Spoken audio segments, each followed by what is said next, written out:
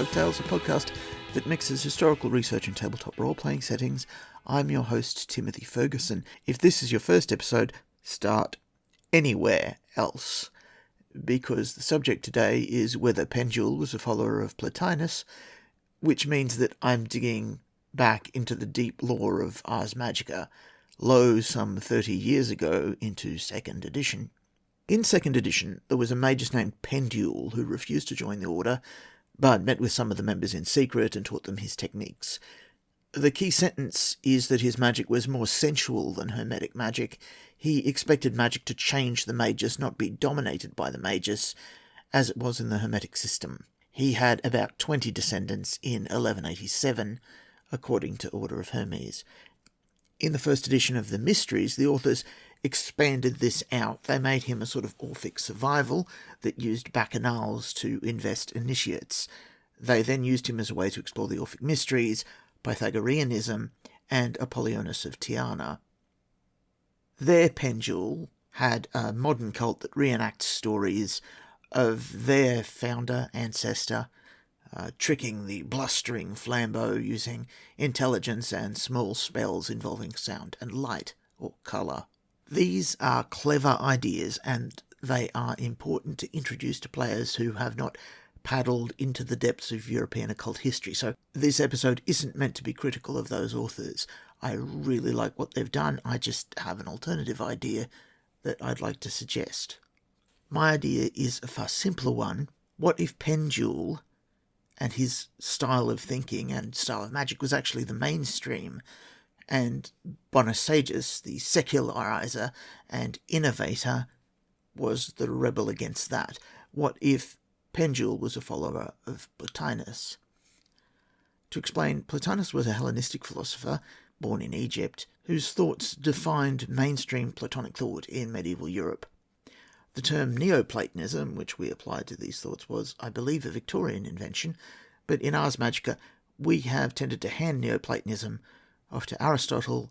In part, this is because most of Plotinus's works are lost, and even when he was alive, they weren't in very good shape. One of his students acted as his amanuensis because he didn't like spelling or editing or separating his words. But moving on, we have a lot of Aristotles, most of Aristotle's. As gamers, we need the idea of pure forms and material accidents for class protection.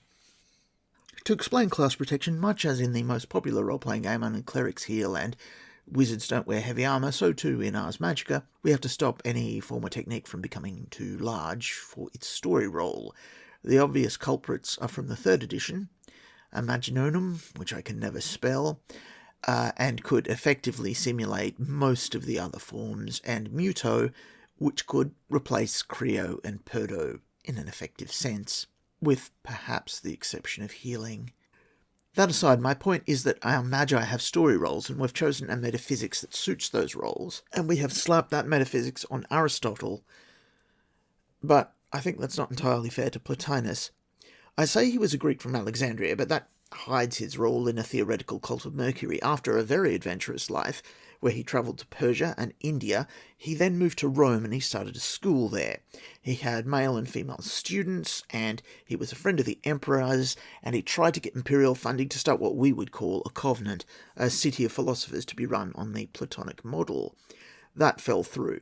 Then he moved to Sicily for a while, and then back to Campania in Italy, where he lived on a holding that had been given to him by a student in the student's will.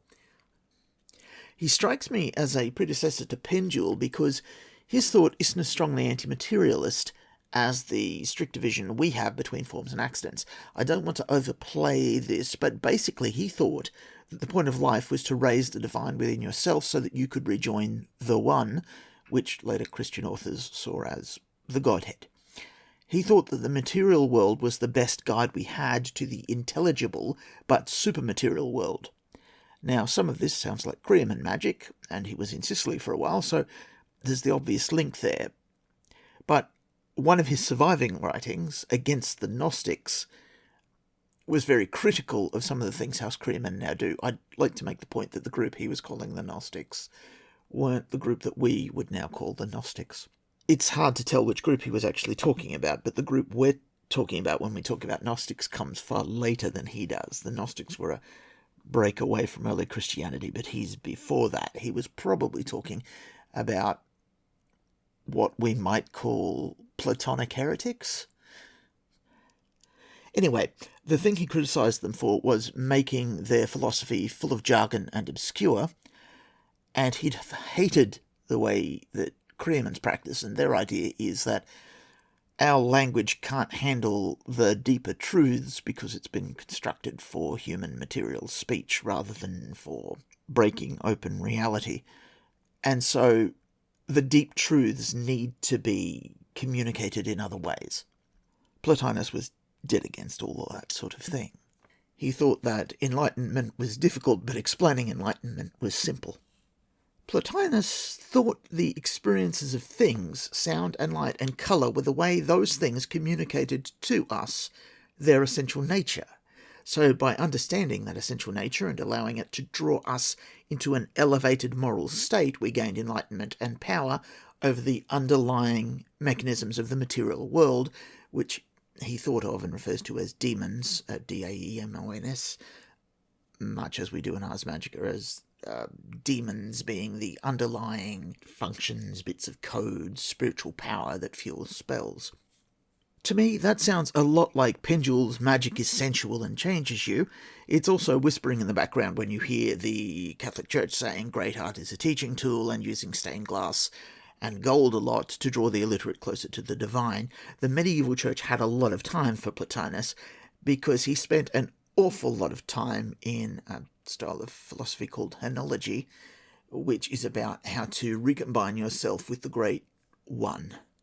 The church liked the cut of his jib because he spent a heap of time thinking about how a spiritual being could be a material being at the same time. And he was thinking about all of us, but some of his reasoning hits church theology pretty hard when they're discussing the incarnation, when they crib his notes, essentially, and say, well, this looks like a good explanation. He held a lot of other ideas they liked as well. For example, he believed that stars weren't causal, that is, your star sign couldn't be used to predict what was going to be happening in your life because that was an affront to human dignity. Although he did believe the stars were alive. That's why they moved, according to him. But moving on.